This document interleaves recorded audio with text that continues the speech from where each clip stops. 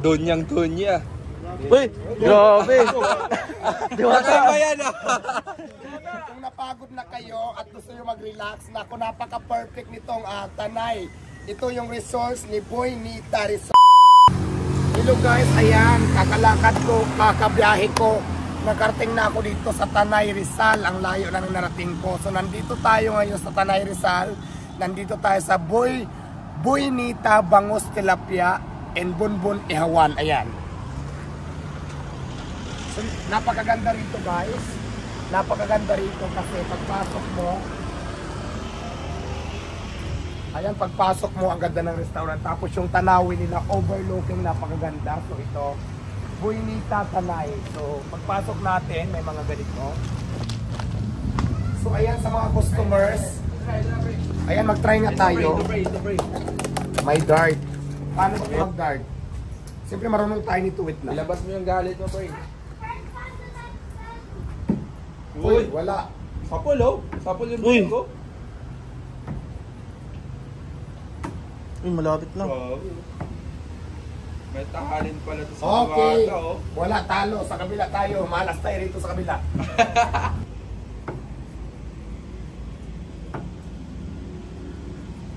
Ang layo. Uy. Uy, sapol. So ayan. Green yung naigo ni Diwata eh, kasi vendors eh. Muntik na tayo na jackpot. Tumama sa green kung sa pula jackpot. So ayan, ha. Tara, laban tayo. Ayun na, dalawa. May hard pick pa, oh. So ayan, nakikita nyo, boy. Si Kuya Boy Bonita ay nandito na tayo. At syempre, Tanay. At ang nakakatuwa dito guys, kasi mayroong green apple. Farm nila. Ano to, prutas ba ito? Tikman mo. Ito prutas. Uy, bayabas. Ibang klaseng prutas to.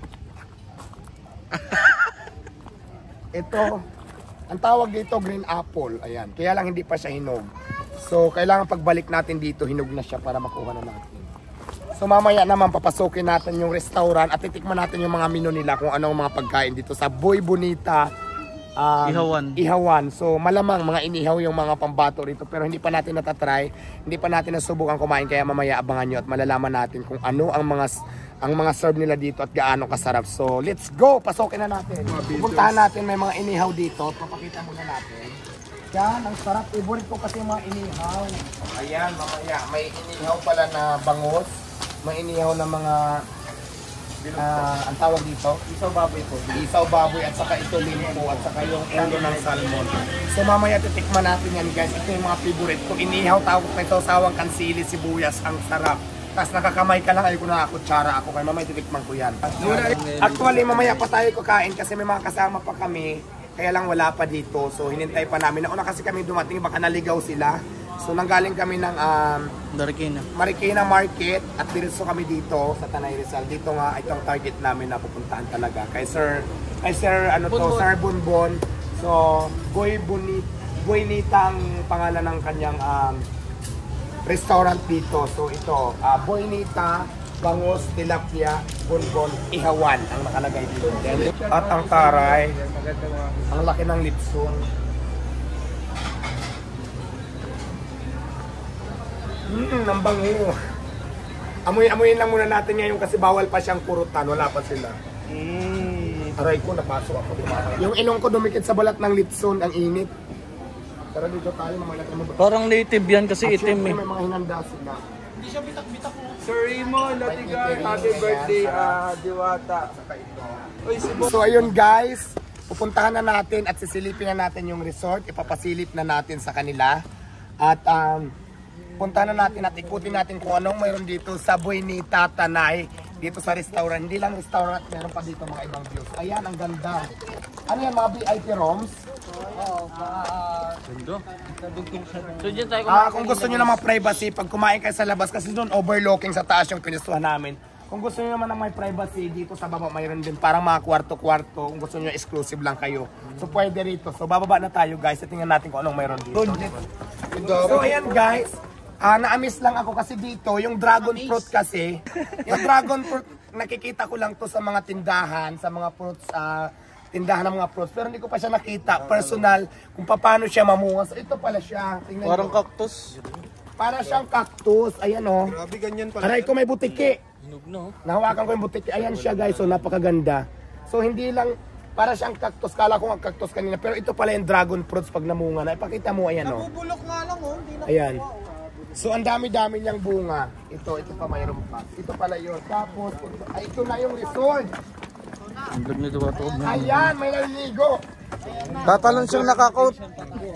So ayan, itong resort na to, hindi pa siya fully furnished kasi parang nare-renovate pa nila. Pero pwede na kayo mag-swimming kung gusto nyo na napakalinis at napakaganda. At nakakulay blue. Tika nga, dito nga tayo.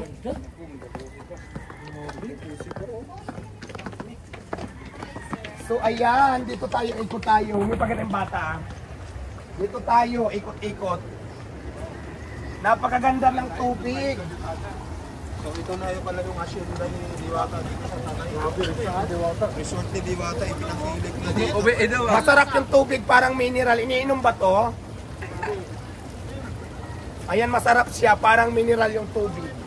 So ikotin natin, magsalasalahan tayo dito, mahigaan dito. Let's go guys. Dito sa ano? Sa Tanay Rizal. At siyempre kung pagod na kayo mag-swimming at magpapagutom kayo, maghayahay kayo, mag-relax kayo dito. Ayan.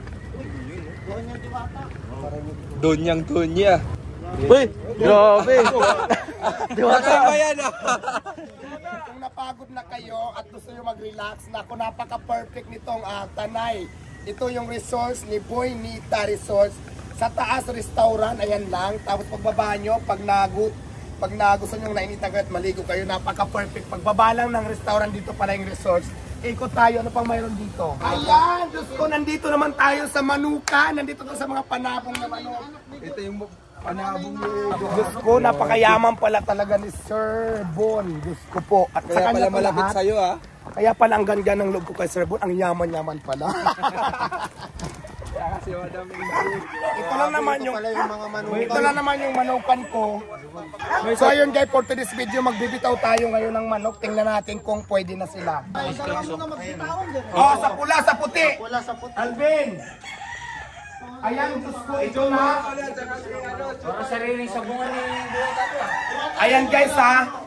Nandito na tayo mismo sa loob na ng sabungan at mamaya kakalabanan natin si Alvin. So magtatarian tayo ng manok. Nandito tayo ngayon sa Buenita Bon Game Farm. Game Farm, nandito tayo ngayon. So ang daming manok. Pakita niyo yung pagdaro daming manok. Sobrang dami. Kaya pero kukuha lang tayo ng 2 manok para pagbitawin natin dito. Gusto kami ni Alvin. Galingan mo ha, sampalin mo kagad ang kalaban. Para mahilo. Nakita nyo na yung swimming pool, yung resorts, nakita nyo na yung restaurant. Ngayon naman, yung mismong rest house ang papasukin natin. Let's go, samahan nyo ako. Sobrang ganda. So ayan ha, nandito na tayo. Itong bubungaran natin ay kitchen pa lang to ni Sir Bonin. Ni Sir Bon. Dito sa kitchen na ito, yung mga bisita dito na rin natutulog. Ganon. Yung mga bisita dito, pwede na rin sila dito matulog. Tinan nyo. Una na lang ang kulang. O diba? Ganong kaganda ang kitchen dito ni Sir Bon. Huwag nyo nang alamin kung anong naman, buhatin nyo na. Sige na. Wow, ha? Ako lang ang papasok, dyan lang kayo. Wow, ganda. Dito lang. Kasi, Shalan. bawal kayong pumasok kasi paa lang dapat nakapaa. Ako lang dito. Shalan. Ilaw sa kaliwa daw. Ito pala. So, nandito na tayo ngayon. Walang tao dito. Walang lalaki dito. Resource ni Diwata. Napakaganda, napakalamig. Bagong bili na resource. Wow, ang ganda. Maliit lang siya pero very fresh. Pumasok. Ay, CR pala to. Ang ganda, simple. Ito simple pero yung kitchen napakaganda. So, ayan, abangan nyo son. Ako naman ang may ganito. Nandito na naman tayo sa prutasan kung saan papasukin natin yung kakuha ng dragon fruits. Ayan, dragon. Ito yung hideout sa farm. Oh, si Alvin no, kumuha ng dragon fruits oh. Nagpaalam. Yun na. Diwata, grabe dami yan. Ang daming dragon fruits. Pero siyempre, lahat ba yan sa'yo yan? yes, pipili ako ng hinog na. Yun na, si Diwata. Ayun o. Yun. Asaan ang hinog? Yan. Ay, ito. Ayan. Yan ito. Wag yan. Ito. Hinog na ba to? Malambot na to. Aray ko, aray ko, natusok ako. May ano pa na to. Ito, malambot na to eh. Yan. Ayan. Yun o. Diwata, niluso pa mga dragon. Wala yung may-ari. Nandito, Diwata.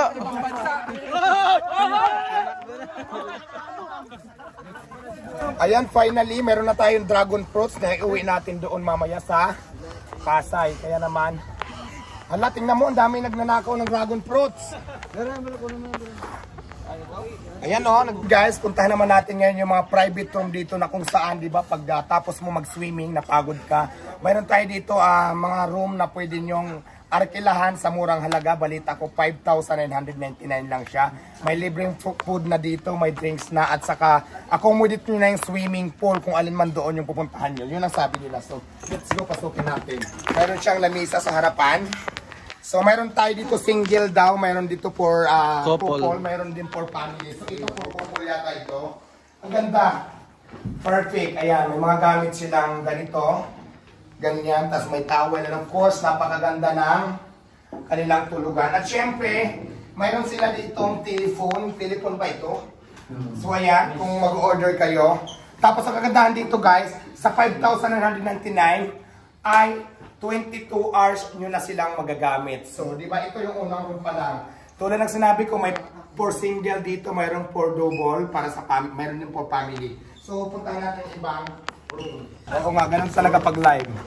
So ito kuya, ito si kuya, tatanungin natin, dali na. Kuya, ang gaganda ng mga room dito, kasi kanina hindi ako masyadong sigurado, para yung nanonood, pag nagpunta sila dito, alam na nila. So itong room na to, anong sabi mo kanina, pag nag-avail sila ng, nagkuha sila ng room for only, ang pagkaganda ko kasi 5,999, tapos parang, masusulo na nila yung full na gusto nila doon. Meron po silang, unang-una po, magkakaroon po sila ng welcome drinks. Opo. Tapos meron po silang free breakfast within 22 hours. Sa halagang magkano? Sa halagang 5,999 po. Ito po sa couple po natin. Bakit po, pagdating po naman po sa swimming pool, sila lang po yung magkakaroon ng privilege po na private pool po. Okay. Pag example, nagbayad ako ng 5,999, may privilege ako doon sa isang pool kung saan doon yung gusto ko. Yes po. Yun ang kagandahan. At saka guys, ang gaganda ng mga room nila dito. At saka yung swimming pool, dyan lang din sa baba. Tapos napakalinis at napakabango. CR, tingnan natin CR. Ayan. Diba? So ang ganda, may mga sabon na sila, may toothbrush, at saka napakalinis. Pakita mo lahat. May shower, Hot and cold. hot and cold, at may CR na rin siya. At maganda yung room. Ayan yung mga tiles nga. Ano kuya? Plastic yung mga tiles. Plastic rooming daw tawag doon. Sa lahat ng gustong pumunta dito, dito lang po sa Tanay Rizal, sa Boy Bonita Tanay Rizal, restaurant. Mayroon siyang ihawan, tapos mayroon siyang restaurant, tapos resort. So kung nandun ka sa taas ng Boy Bonita Tanay Rizal sa ano nila, sa restaurant nila, bababa ka lang, sa baba lang to mismo, dito lang, magkakatabi lang, kasi yung restaurant na taas, yung swimming pool naman, saka itong mga VIP room dito is nasa baba lang. So, yung sa lahat ng gustong pumunta, dito lang to sa Tanay Rizal. So, ayan na, pakita na namin, nasabi na namin yung mga detalye dito kung paano sila mag-avail, punta lang kayo dito. At open sila dito ng 24 hours. Tama ba kuya?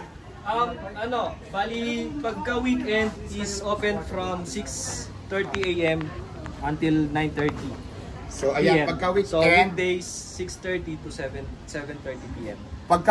pagka weekdays daw, 6:30 to 7:30 PM lang ang bukas nila. So, pagka weekend naman, 6:30 AM to 9:30 PM. 6:30 AM to 9:30 PM. So yun ang office hour nila dito na nagbubukas sila. So yun lang guys, kung siya magpunta rito, ma-experience nyo din. Magpunta lang kayo sa Tanay Rizal, hanapin nyo lang yung Boy Nita restaurant in Ihawan.